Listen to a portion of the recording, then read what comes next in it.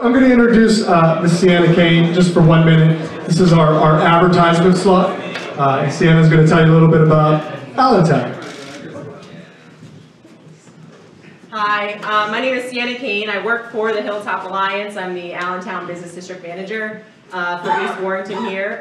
Josh today asked me just to talk a little bit about what we're doing in Allentown. But I'm specifically going to talk about the opportunities on East Warrington here in the community. So we received the Hilltop Alliance and the Allentown CDC through work that they've been doing for years.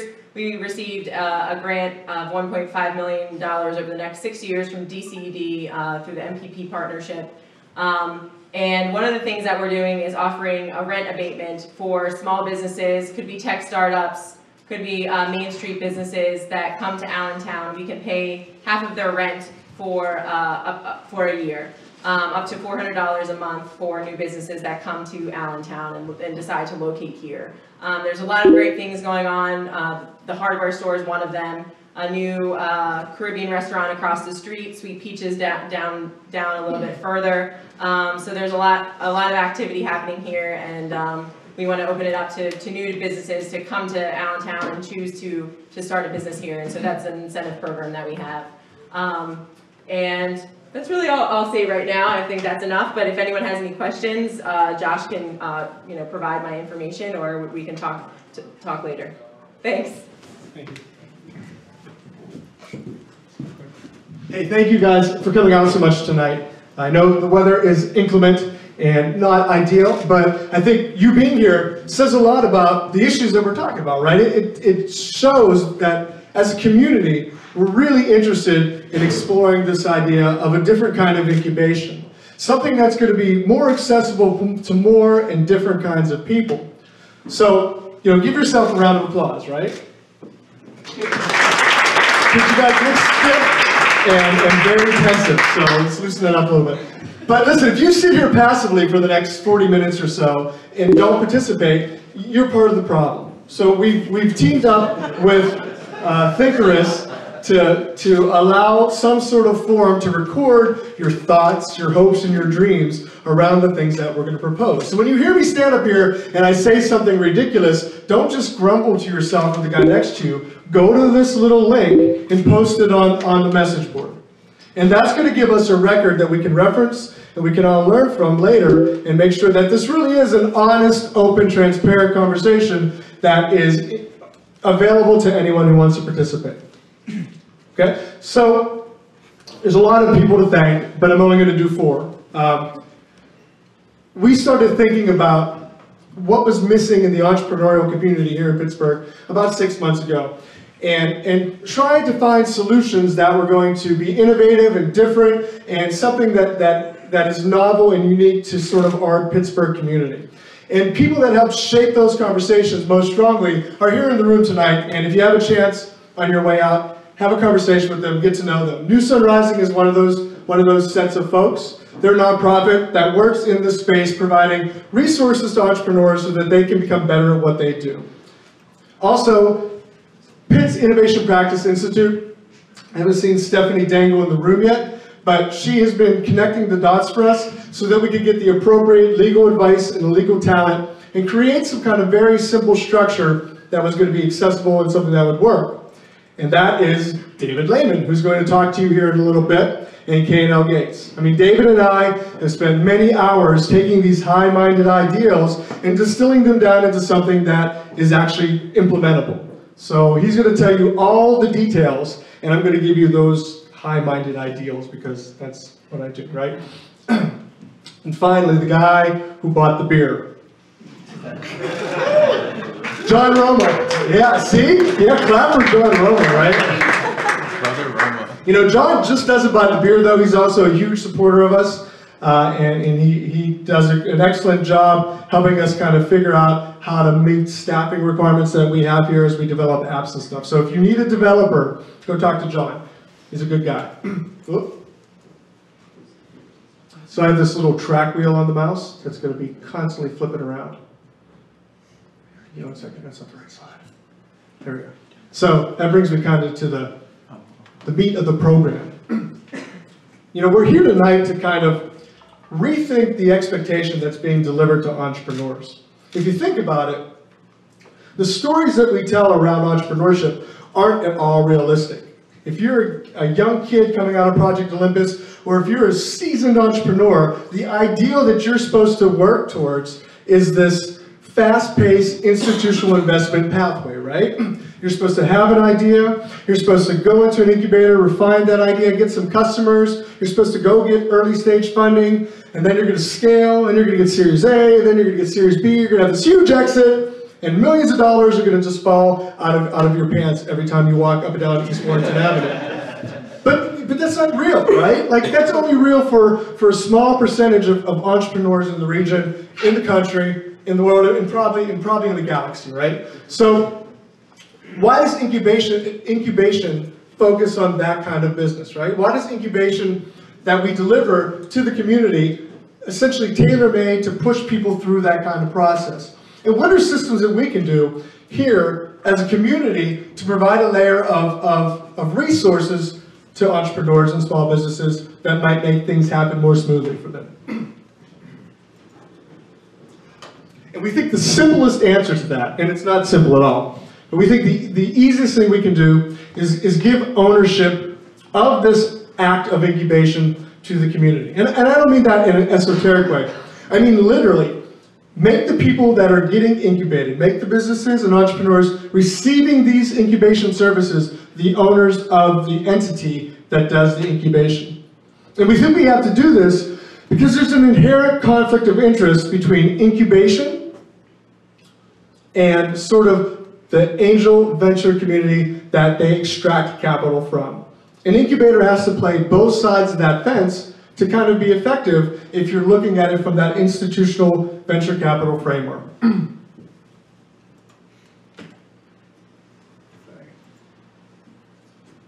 So, what we think is the pathway out of this is to take companies and to group them in classes based on a variety of different things.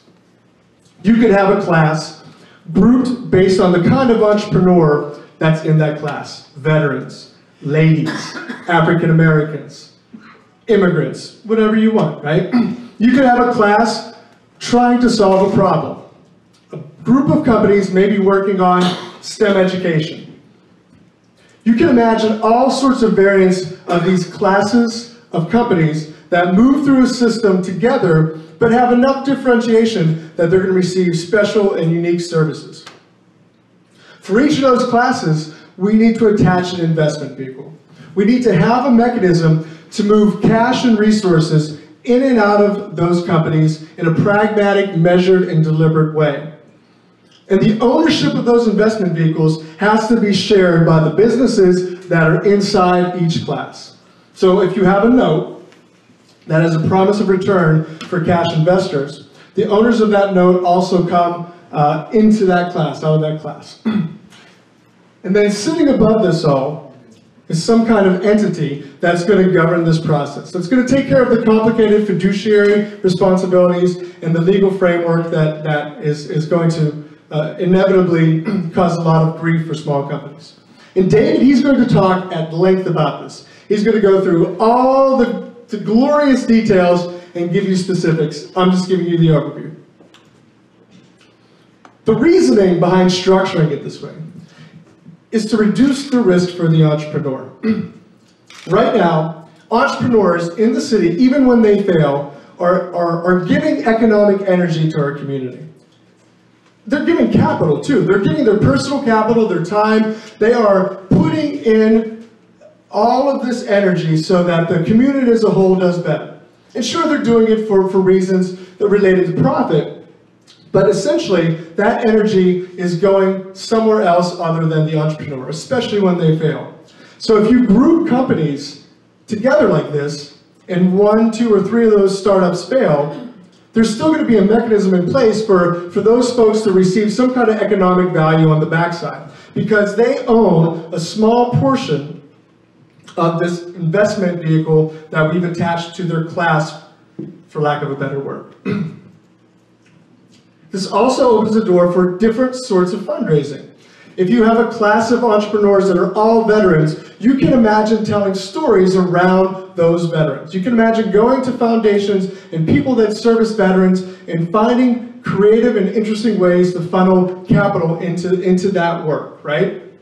If you have a class of moms, you can see how you can use that to solicit foundations. You can use it to solicit the state of Pennsylvania, but you can also go out into the private capital community and find people who have who that message resonates with, and tell them the story of these entrepreneurs as they move through the system.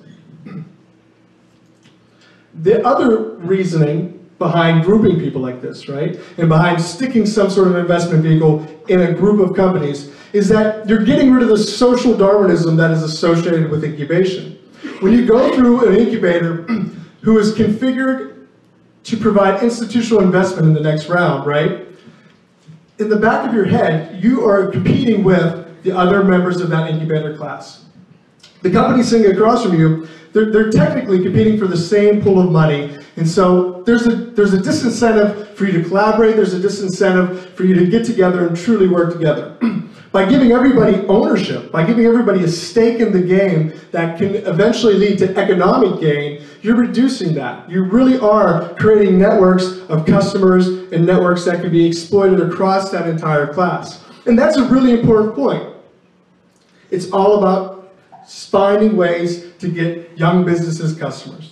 And a lot of times, it feels like we gloss over that, right? A lot of times we drift off into these ideas about Series A and Series B and early stage funding, and we forget fundamentally what we're doing is trying to turn a profit by selling a product. So these are all things that we think kind of stack and make this model make sense. And finally, and most important to us here up in Allentown, this model is replicable. You can stick it anywhere there's entrepreneurial density. You could take and create a class here in the hardware store, companies that work out of the hardware store. You could do it in Millvale, where there's companies that are forming. You could do it at the beauty shop. I just heard a story about a bunch of young ladies in Homestead who are all sole proprietorships, and they are all individually running daycares, right? And they're trying to pool their daycares into some kind of community, so they have buying power, they can go do marketing together, all the reasons why you would do something like this. We can provide that framework to that kind of entrepreneur. Nobody is servicing those kind of entrepreneurs, and they really are the backbone of our economic development, right? You think about who creates the jobs, who supports our communities, who is a member of the community, it's that kind of small business. So we're trying to create this generic framework, this very blank slate that can be plopped down any place you find enough entrepreneurs that makes it make sense. And that's the incubator's job, is to figure out ways to pragmatically do that, to deliver resources and cash in a measured and methodical way, based on merit, based on things that you can measure. Said that already, right? To oversee the legalities and the fiduciary duties, and to deliver programming, and to form relationships with vendors to make sure that people are getting good deals on the services that they need. So I'm going to stop for a little bit, and I'm going to let David tell you more details. And then after that, we're going to break for like maybe 10 or 15 minutes, and then we're going to get your feedback and criticism and comments and offers of support.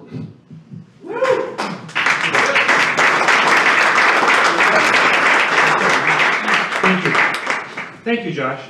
Well, your enthusiasm is sort of infectious, isn't it? I can't wait to see what happens when it comes out of the shell. Anyway, so you can tell I'm the lawyer because I'm the one in the suit. So that's pretty. It's either accounting or law, so I'm into law. So sorry about that. And unlike what Josh said, I am not going to go through every little detail because I hate listening to snoring. So here is the outline. This is what we've talked about, and while I have some other slides, I'm just going to spend some time on this one right here. And what we tried to do was take Josh's concepts and put it into a framework that even I can understand. And so it all starts with something really creatively called Incubator Inc. This is why we're lawyers, right? Because we're really creative. So here's Incubator Inc., and that's going to be Josh's initial company. That's the one that's going to be the one that's going to provide the services and all those kinds of things to these startup companies. That'll be a Pennsylvania benefit corporation. Nobody other than me cares about that, but the real point behind being a benefit corporation is, in addition to worrying about shareholders and what they are interested in, what benefit corporations are also thinking about more social problems, more economic issues, things broader than just shareholder value.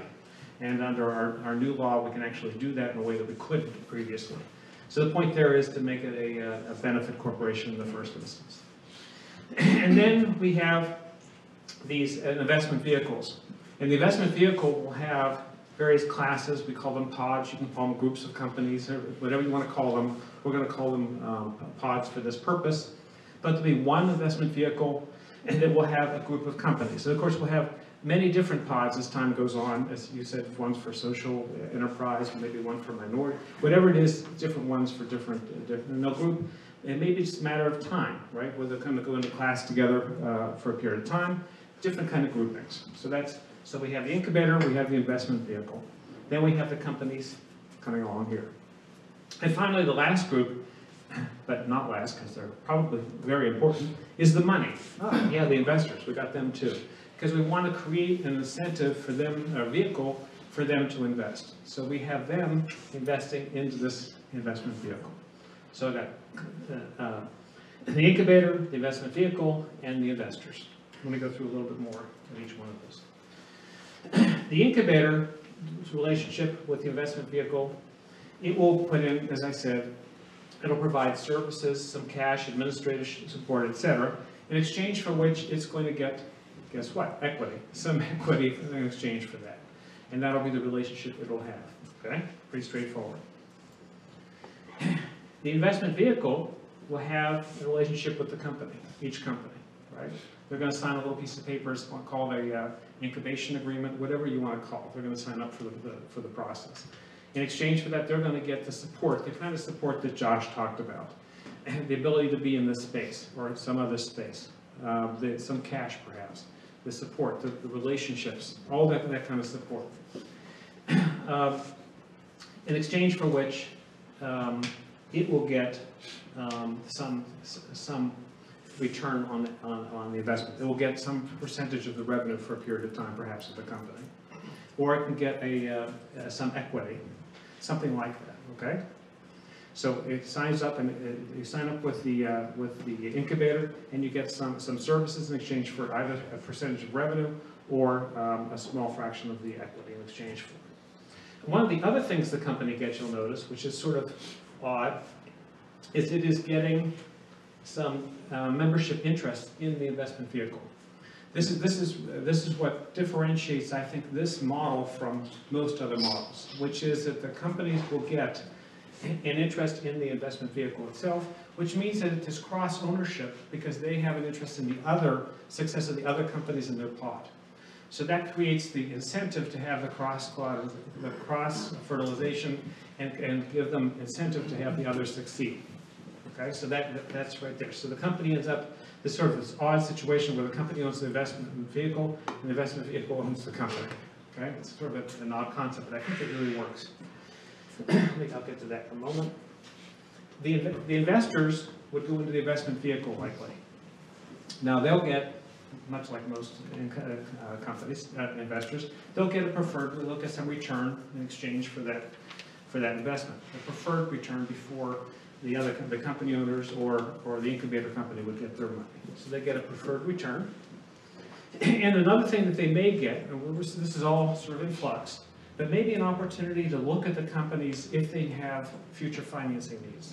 So it's not a right of first refusal. It's not going to be something that's burdensome, but what they'll get is an extra look at the companies. And the one that they like, not only will they have a chance to invest in the portfolio, but if there's ones later that want additional funding, they'll have a chance to look at that as well. So that creates a potential relationship between the investment company and these investors. One of the things you'll notice, by the way, investors are investing in the investment vehicle, not each of the little companies. So there's a spreading of the risk, if you will. They're investing in the portfolio rather than just a single company. So they put cash in, we love that, in exchange for which they get a preferred return and a first look at the future financings. That's it, it's pretty straightforward. I'd like to think there's a lot more complicated, but it's not. Thank you, David. I really appreciate it. So we're going to take 5 minutes, and I figure you guys can kind of synthesize some questions as small groups with the people sitting next to you. We really, really, really advocate and invite you to use that little link and post your questions online so that it can be referenced to later. There's a microphone in the back there by Bernie. Bernie, wave your hand. Oh, so there's a microphone. If you're way in the back, please talk into the mic. We are live streaming this, and it is being recorded, so it's just so that we have good audio. So take 5-10 minutes, come up with some good questions, poke holes in it, and let's see where we get. One question that came up in our group was the idea of incentives. If everyone in our pod, I guess if they have a shared incentive, you know, we're all part of this community, then what's the incentive for any one person to really go out and sell when they can just freeload off the people that are doing it? Okay. How do you stop the freeload? So it's the incubator's responsibility to have a vesting schedule and to eliminate people that aren't for real entrepreneurs.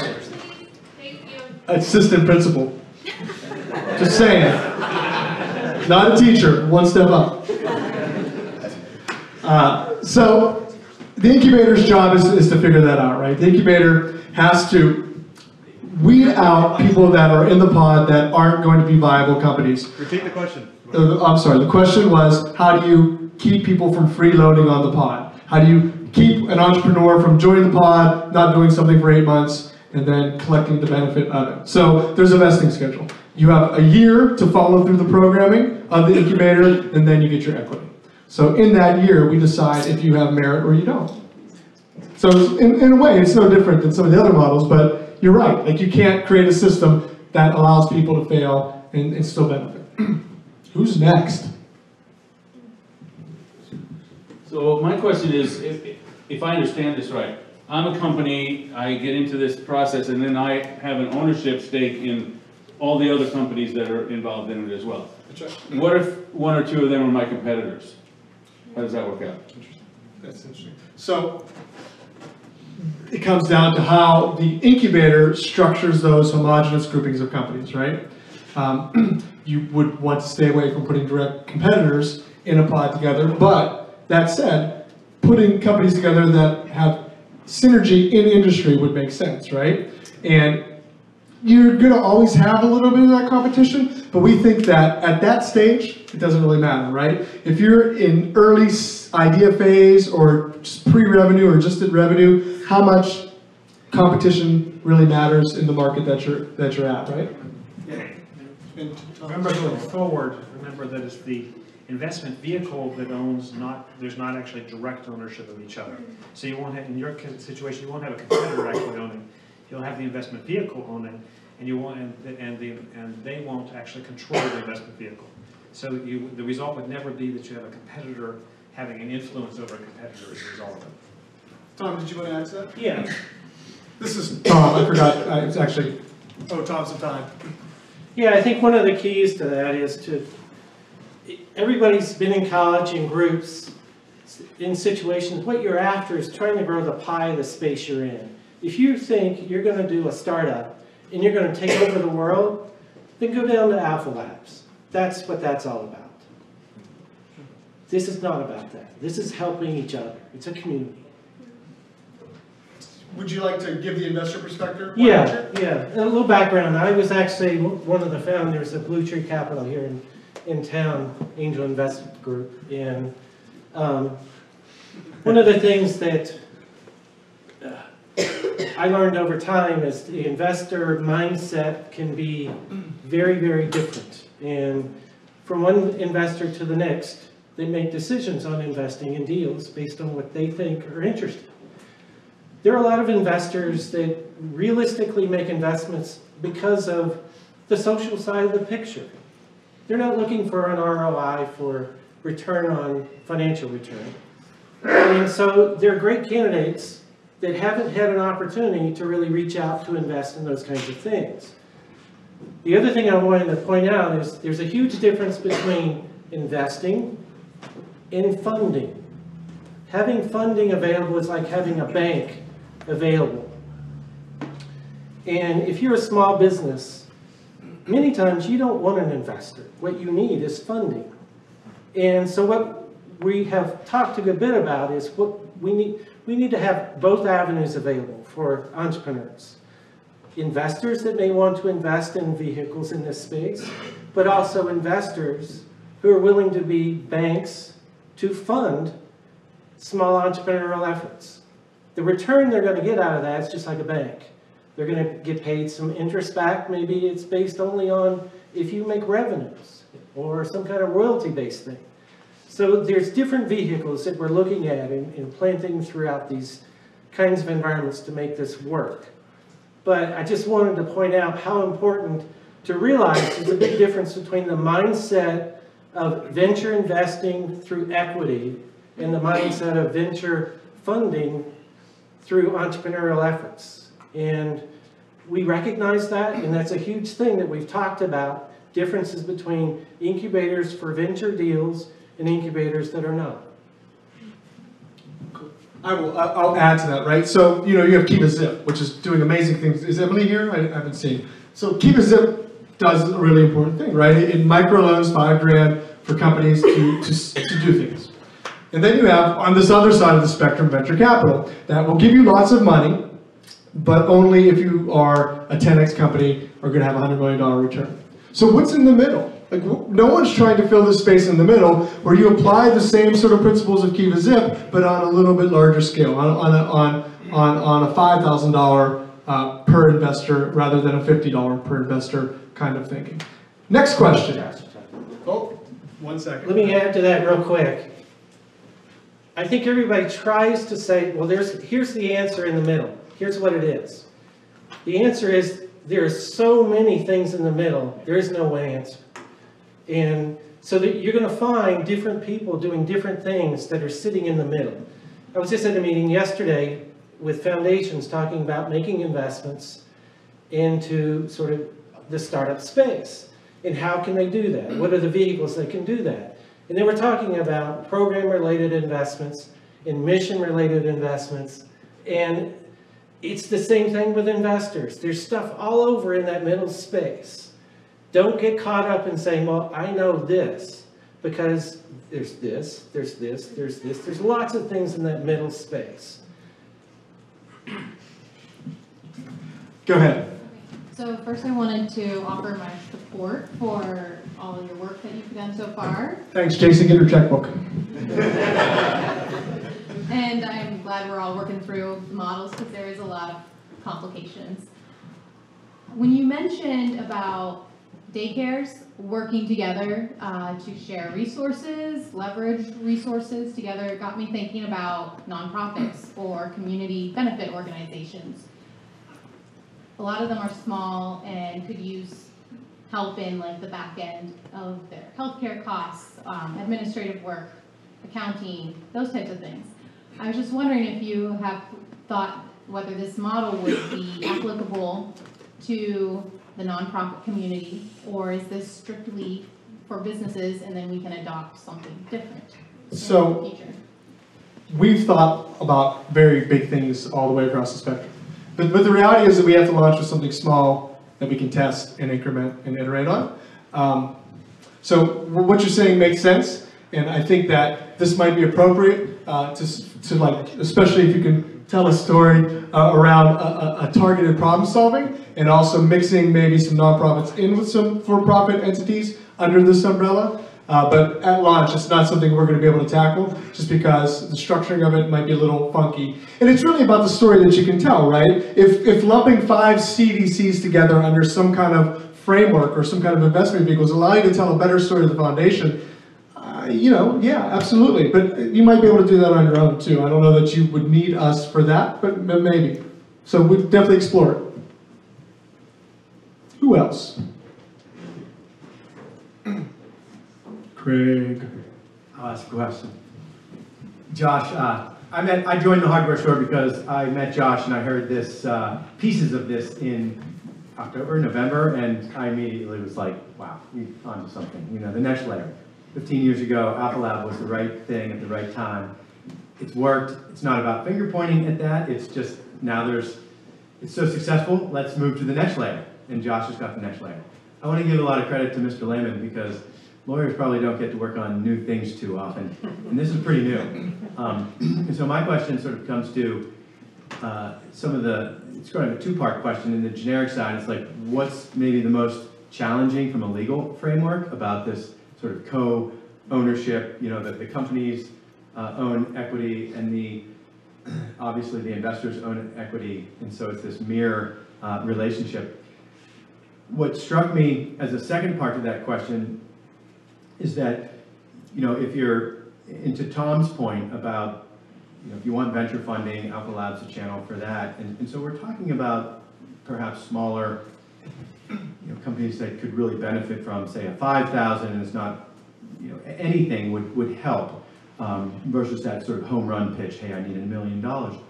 And so at that level of 5,000, I think a lot more about services. Someone who's an entrepreneur or has some wisdom in an area where time might be just as valuable as cash. And so if you're down at that, excuse my language, but the kind of lower level of the startups, how do you then think about donation of time? And again, I'm clueless as to the legal framework, like could a professional come and donate time, almost like a green apple thing, and then be into the equity pool? Have you considered that, another just sort of gray area? I'll let David do the legal part. I'll do your second part before I turn the mic over. Listen, we're all about pragmatic delivery of services. That's what the hardware store does, right? This is a collection of 40 or so freelance guys who work in video and web dev and all that kind of stuff. So startups need that sort of stuff. Startups need a tested, vetted, offshore development team that can be tapped, right? Startups have predictable needs for pragmatic services. And that's really where we want to hang our hat and differentiate ourselves as an incubator. We don't want to just deliver sort of advice, because there's 100 people in the room right now. That predictable needs for pragmatic services. I think that's an alliteration. There's 100 people in the room right now that can act as mentors. And Patrick might agree with me, he may not, but going through Alpha Lab, going through that process, mentorship had its role, but it wasn't make or break. I would have much rather had a guy who took 5% of my company and went through the first 5 sales calls with me and helped me seal deals with big customers. That would have been of value to me. To have somebody who had done that and had experience and had the network to go tap in my industry to go sell my product. That I would have given up equity for, right? So we want to lock people into actually measurable deliverables for equity if they're going to participate in servicing these companies. David, did you want to add something about the difficulty? I'll do both. So on the services side, in the model we talked about, there's no reason in the world one could not, if they wanted to, add services for equity at the vehicle level, if one wanted to do that. Right. And one could imagine, from a legal and tax perspective, that can be done fairly readily. I'll say that. So the difficulty, most difficult part of the legal part of this, frankly, is the diagram I showed you, which is kind of complicated, complex. And complex is a euphemism for expensive. And so the issue is the complexity of that transaction. And so that puts pressure on replicating this. And so, to me anyway, what that means is that we need to build an elegant way of doing this that we can replicate and do in a way that's sort of relatively easy, relatively inexpensive, and frankly understandable. I did a short version, the really short version, but it's really important that people who sign up understand what it is they're signing up for. So it's the expense and the understandability, and then the real challenge is making sure people understand what they're signing up for. That's sort of the difficult part. And actually there's securities implications associated with that is really require us to sort of comply with securities laws and those kinds of things. So that's what's going to create a little hassle, but that's what we get, that's what we do. Thanks again. Thank you. Anyone? David? Hello? So my question is more of a scalability. Right, let's assume that everything we do here, and this is the greatest model in the world, we still only have 100% of equity to give out in that investment vehicles. So I was just wondering how you would address with that, right? Maybe we put, I don't know if there's a time frame on the companies that are investing, or if there's a set number of investors that can go in. Because at some point, as I said, there's only 100%. However that's divided up, it could become an issue if it's wildly successful. Absolutely, and that's, you would have dilutive effects, right? Like you're not going to get away from some of the things that happen to startups anyway. So if people are wildly successful and they're doing other rounds of investment, they can do those as side rounds, right? Outside of the investment vehicle. But if you're talking about running out of enough shares, well, we can just dilute you, and if the group decides that that makes sense to get more cash in. And we're going to have all sorts of mechanisms built in. We're really building this so that the entrepreneur has the advantage, right? So the mechanisms that we build into this fundamental framework are going to give you exit points when things don't make sense anymore. If you're growing rapidly and the rest of the companies around you aren't growing rapidly, maybe you stay in the pod because you're invested in the Pittsburgh entrepreneurial community and you want to contribute. Maybe you exit, and there's going to be mechanisms for that to happen. And remember, the objective is to have various pods. So, I mean, ultimately, we've talked about maybe 6 is the right number. I don't know what the right number is, but there's some optimal number of companies to be in the pod. And then you keep creating, the idea is to replicate the pods. And there is no limitation on that, because there's 100% within a pod, but there's no limitation on the number of pods. So we can just keep replicating and keep going from that. Tom, did you? Yeah. I think one point to keep in mind is don't get caught up in every pod has to get investment that's equity.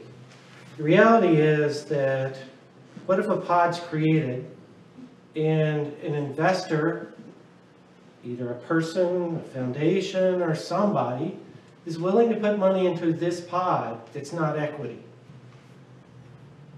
It doesn't have to be equity. So then don't get caught up in that frame, because I know what happens as an entrepreneur. When you get equity in your company, things change. Your mindset of where you got to go change. And so maybe the framework of what your pod and your group and what you're doing, you don't want to take equity. You get funding some other way. So keep that in mind. Yeah, that's a really important point, right? These pods are being built dynamically. They can all be a little bit different. Some can be notes, some can be for equity, some can be Kiva Zip-esque loans. There's 100 ways to structure these investment vehicles. It doesn't have to be one size fits all. Anybody else? Yes, sir.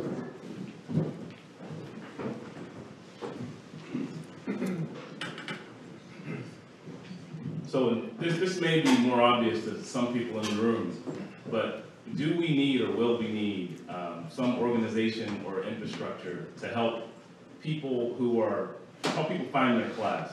So there are going to be some people who have entrepreneurial visions who haven't necessarily joined up with people and said, hey, we're going to form a company. They're not really clear on sort of what their next steps are. Let's say they are clear and they're looking for some of the resources that will be available via this incubator.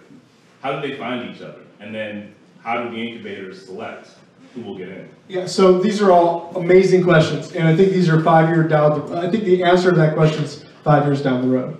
This co-working space is a community of entrepreneurs, and not everybody who's in this co-working space is ready to be in a startup, right? So you can imagine places like this that have entrepreneurial density by nature of what they do and what they work on being that feeder system that allows an idea phase entrepreneur to essentially get the experience he's going to need to make a viable case and to get to a point where he's making revenue or appropriate for this kind of incubation. So there's nothing stopping from making a pod of entrepreneurs that are unsophisticated, but I think at launch, we have to be very mindful that we're choosing companies that are at revenue and are going to be more likely to see than fail, so that we can show sustainability around this model.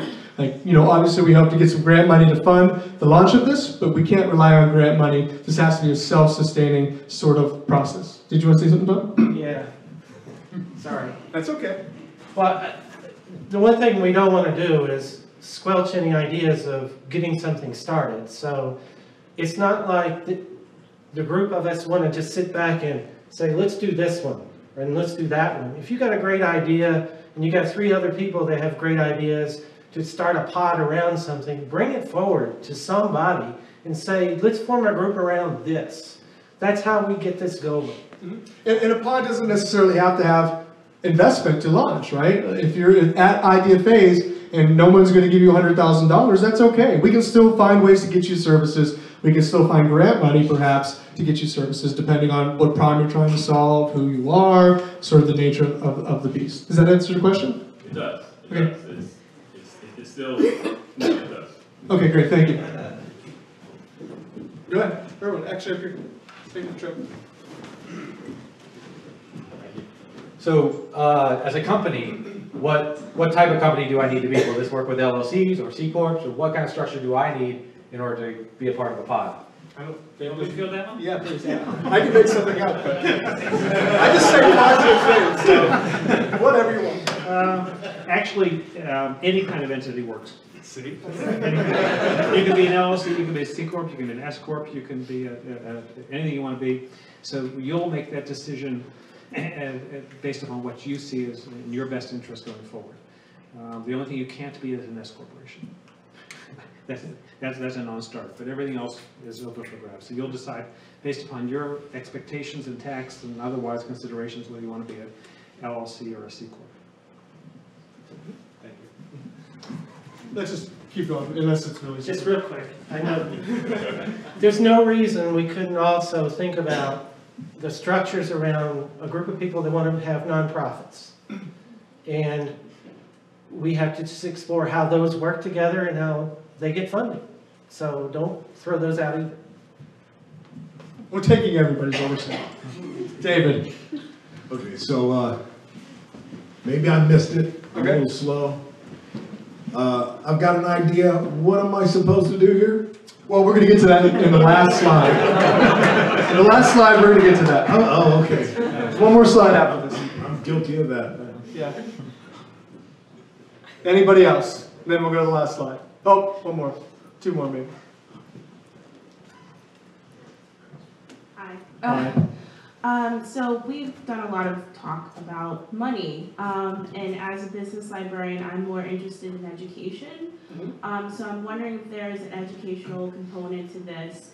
Is there any interest in tapping to existing infrastructure, like SCORE and the SBA and the Carnegie Library, Downtown Business, in educating these new entrepreneurs, having them go to workshops? I know there's validity in working with fellow entrepreneurs, but there's also validity in education. Yeah. So I'm wondering if there's an educational component. For sure, and it'll be contracted out with different entities.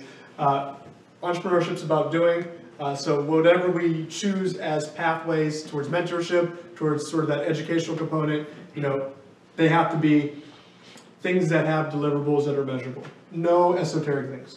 No mentorship that doesn't have an outcome or a consequence, right? It has to be measurable. Anybody else? Patrick. How's it going, Josh? Good, sir. So let's say that I've got an idea for a new company, and I love what you guys are doing. I really love your actual measurable mentorship. But I don't have anybody else, any other company that I think really would fit within a pod with me, or I just haven't done that research. I come to you guys, and then what? How do I get lumped in with the pod? What sort of say does my company have with who else is in that pod? What's that look like? Yeah, so it has to be self-organizing. Like everything that is going to be built in the next 6 months has to be organized by the entrepreneurial community. So you can look to the incubator to try to fill those gaps, but ultimately, if as a community, we can't put these natural things together, it's not going to work. There's no way this is going to be top-down and work. So honestly, Patrick, it's going to be up to the entrepreneur, especially an entrepreneur of your experience, to figure out what that pod looks like, what the narrative around that pod is going to be to go out and have a better chance at securing investment and funding and those sorts of things. That was the correct answer. Thank you very much. Yes, Erwin. Maybe have like a company date night where you can just meet companies. Yeah, speed dating. Yeah. I think it'll be interesting to see, like, the genesis, as a pod comes close to completion. I think that there will be sort of this natural selection where the front runners come out, and how will, again, in a co-ownership way, how will maybe other employees of other companies even help support that front runner? I mean, I can see like ballast in a ship sort of evening things out. And absolutely. And as startups in the pods fail, right? As startups naturally fail, you're building that employment chain, right? You have relationships with 5 other companies to migrate to. You know people, you know their markets, you know their customers, you know everything about them. So again, it's about getting rid of social Darwinism and instead actually creating systems that encourage collaboration. Go ahead, sir.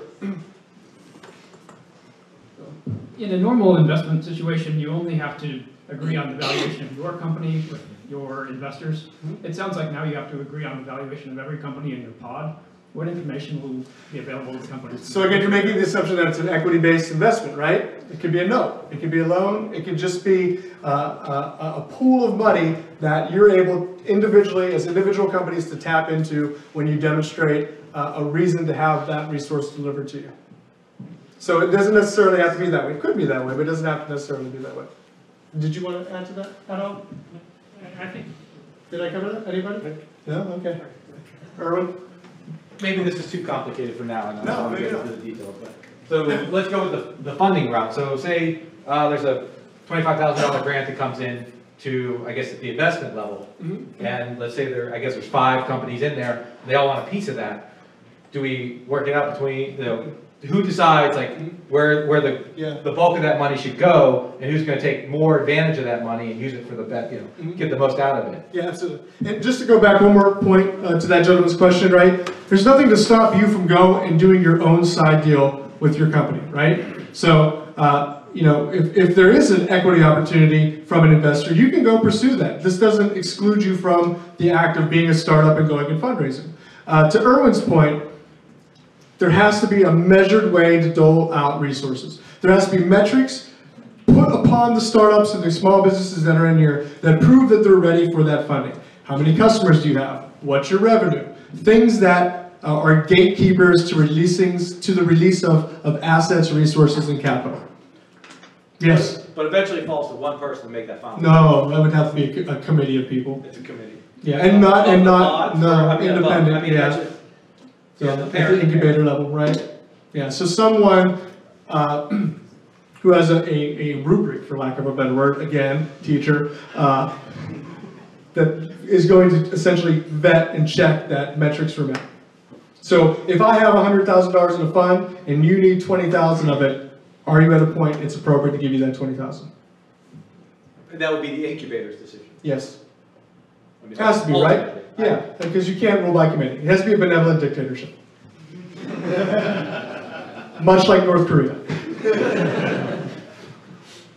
Jackie. I don't know which is closer. So legal fees are always a huge cost whenever you're starting a business, not just at the beginning, but throughout the length of the company. So I'm curious how K&L Gates will play a role in this. Is it just the beginning, or is it forever they will provide free legal services? Well, so somebody has to pay for that sign, the K&L Gates sign. And that's, so you can all deposit a little $1 on your way out and help us with that. Seriously, let me actually dive into that a little bit further. Because K&L Gates, because we haven't given this some thought, and K&L Gates will help the incubator and help the formation of the investment funds. The startup companies we're thinking would be represented by, perish the thought, smaller firms. And some lawyers that also, some other people around town who would have an interest in helping this out and give relatively reduced fees or help people, these companies get started and work with it. As an example, FJ Lucchino's right here, who's a sole practitioner who works with startup companies. People like that and they will be well familiar with both the incubator, the processes, and the startup companies, so they can do it efficiently and relatively inexpensive. Stephanie, did you want to add to that at all?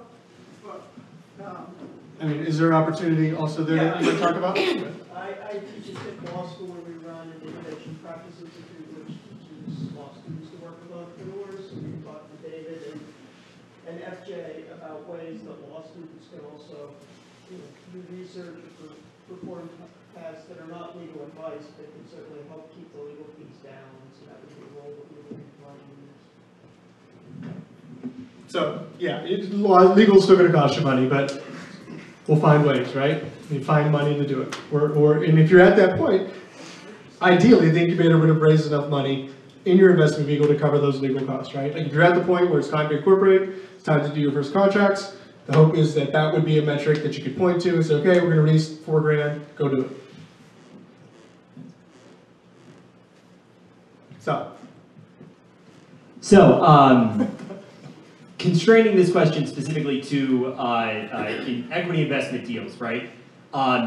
The concept of a company that is at least in part owned by several other companies seems like it might be kind of scary to venture capitalists who aren't in the Pittsburgh region and don't know what you're up to. Have you talked to any venture capitalists or angel investors or anyone else who and kind of gotten their feedback on like, is this something that could be a deal breaker down the line?